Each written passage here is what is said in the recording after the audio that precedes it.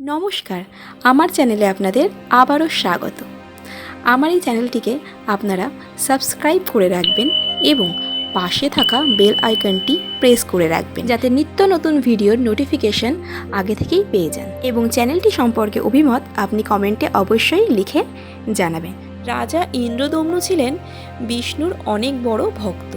তিনি সবসময় চাইতেন যে তিনি একটা বিষ্ণুদেবের জন্য মন্দির প্রতিষ্ঠা করবেন, কিন্তু মন্দিরে বিগ্রহের রূপ কেমন দেবে সে নিয়ে তিনি চিন্তিত ছিলেন।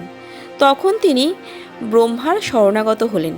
তিনি ব্রহ্মাদেবের কাছে জিজ্ঞাসা করলেন, হে প্রভু, আমি বিষ্ণুদেবের জন্য মন্দির বানাতে চাইছি, কিন্তু সেই মন্দিরে আমি বিগ্রহটা কেমন বানাবো সেটা বুঝতে পারছি না।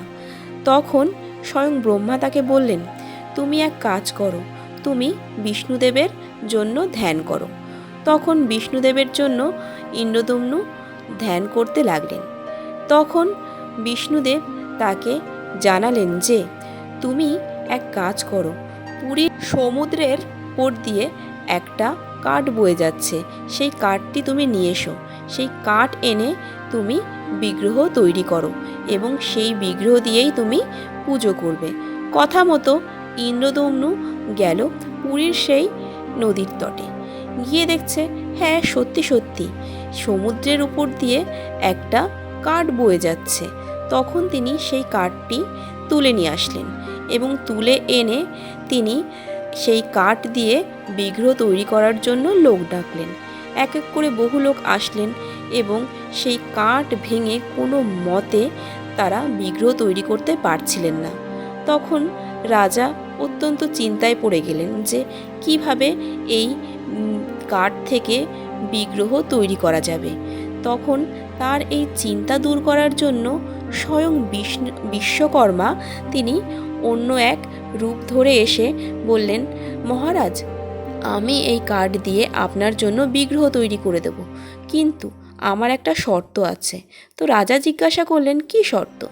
তখন তিনি বললেন, আমাকে একটা ঘর দিন, সেই ঘরের মধ্যে আমি বিগ্রহ তৈরি করব, কিন্তু যতদিন পর্যন্ত না আমার বিগ্রহ তৈরি হচ্ছে আপনারা কেউ সেই দরজা খুলবেন না, তাহলে কিন্তু হবে না। তো রাজা বললেন, ঠিক আছে। এইভাবে চলতে লাগলো। বেশ কয়েক সপ্তাহ কেটে গেল। রাজামশাই চিন্তাগ্রস্ত হয়ে পড়লেন যে এতদিন হয়ে গেল ওই বৃদ্ধ মানুষটি ঘর থেকে বেরোচ্ছেনও না, খাচ্ছেন না, দাচ্ছেন না, ওনার কি অবস্থা? রাজার স্ত্রী বললেন, হয়তো তিনি অসুস্থ হয়ে পড়েছেন, আপনি দয়া করে এই দরজা ভেঙে ফেলুন। উনি যদি এই ঘরের ভেতরে মারা যান তাহলে তো আপনার উপরেই অন্যায় হবে, তাই না? তখন রাজামশাই তাই ভেবে দরজা ভাঙার পরিকল্পনা নিলেন এবং দরজা ভাঙতে শুরু করলেন। প্রথম দিকে দরজা কোনো মতেই ভাঙতে পারছিলেন না।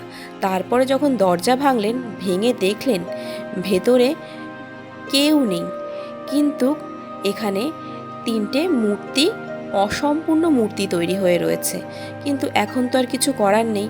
বৃদ্ধ লোকটি বলেছিল যে মূর্তি সম্পন্ন হওয়ার আগে দরজা খোলা যাবে না, কিন্তু যাই হোক তিনি ভুলবশত খুলে ফেলেছেন। এখন তো আর কিছু করার নেই, কি করবেন কিছু বুঝতে পারছিলেন না। তিনি আরও চিন্তায় পড়ে গেলেন যে তার সেই বিগ্রহ পরিপূর্ণতা পেল না, এবার কি হবে, কে তৈরি করবে, এই নিয়ে তিনি চিন্তিত ছিলেন। রাত্রে তিনি ঘুমিয়ে পড়লেন। ঘুমিয়ে তিনি স্বপ্নে আবারও দেখা পেলেন স্বয়ং ভগবানের।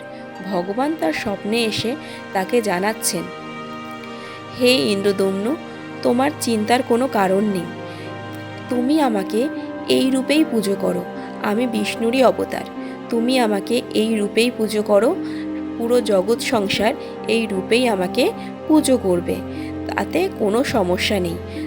স্বয়ং বিষ্ণুদেবের এই কথা শুনে তিনি তখনই পুরীর জগন্নাথ মন্দিরে এই জগন্নাথ দেবের এই বিগ্রহ প্রতিষ্ঠা করলেন এবং সেই বিগ্রহ প্রাণ প্রতিষ্ঠা করে পূজা অর্চনা শুরু করলেন।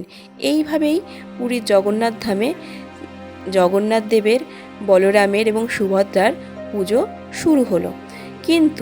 কিন্তু রাজা চিন্তায় ছিলেন যে এই মূর্তির, এই বিগ্রহের যেহেতু হাত সম্পূর্ণ হয়নি, তাহলে কিভাবে হবে, তিনি সেটা নিয়েই চিন্তিত ছিলেন।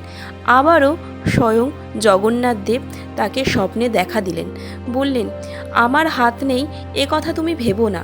তোমার যদি মনে হয় আমার হাতের দরকার, তাহলে তুমি বিশেষ বিশেষ দিনে আমাকে সোনার হাত পরিয়ে দেবে, কিন্তু যখন সেই বিশেষ দিন চলে যাবে তখন কিন্তু আবারও সেই হাত তুমি খুলে নেবে। আমি এই রূপেই পুরো জগতে প্রসিদ্ধ হব, সবার কাছে পুজো পাবো। তখন সেই কথা মতনই বিশেষ বিশেষ দিনে জগন্নাথ দেবের হাতে সোনার হাত পরানো হয় এবং সেই বিশেষ দিন চলে গেলে আবারও জগন্নাথ দেবের কথা মতো সেই হাত খুলে নেওয়া হয়। সেহেতু জগন্নাথ দেব কিন্তু এইভাবেই পূজিত হয়। আমরা এইভাবেই কিন্তু জয় জগন্নাথের পুজো করি। রথযাত্রার সময়ও কিন্তু দেখবেন জগন্নাথের কিন্তু হাত লাগানো থাকে না। হ্যাঁ, কিছু বিশেষ বিশেষ দিনে জগন্নাথ দেবকে সোনার হাত পরানো হয়, কিন্তু জগন্নাথ দেব কিন্তু ওই হাত ছাড়াই হাতহীনভাবেই কিন্তু পূজিত হয়। কথিত আছে যে যখন শ্রীকৃষ্ণ মথুরা ছেড়ে বৃন্দাবনে চলে আসে, তখন মথুরাবাসী প্রচণ্ড শোকে কষ্টে থাকতে লাগে। তাদের এই কষ্টের কথা যখন রোহিণী মাতা সুভদ্রাকে বলে, তখন কষ্টে সুভদ্রার হাত যেন পেটের মধ্যে ঢুকে যায় এবং লুকিয়ে লুকিয়ে কৃষ্ণ এবং বলরামও দরজার পেছন থেকে এই কথা শুনে তারাও এতটাই কষ্ট পায় যে তাদের হাতও যেন একদম পেটের মধ্যে কষ্টে ঢুকে যায়। মানে এই দৃশ্যটা এমনই হয়, দেখানো হয় যে বলরাম, কৃষ্ণ এবং সুভদ্রা এদের যেন হাত থেকেও যেন না থাকার মতো, এবং সেই রূপটাই এই জগন্নাথ দেবের রূপ বলে ধরা হয়। আশা করি আজকের উপস্থাপনটা আপনাদের ভালো লেগেছে। যদি ভালো লেগে থাকে অবশ্যই কমেন্টে লিখে জানাবেন। তো আজকের মতো ভিডিও এখানেই শেষ করলাম।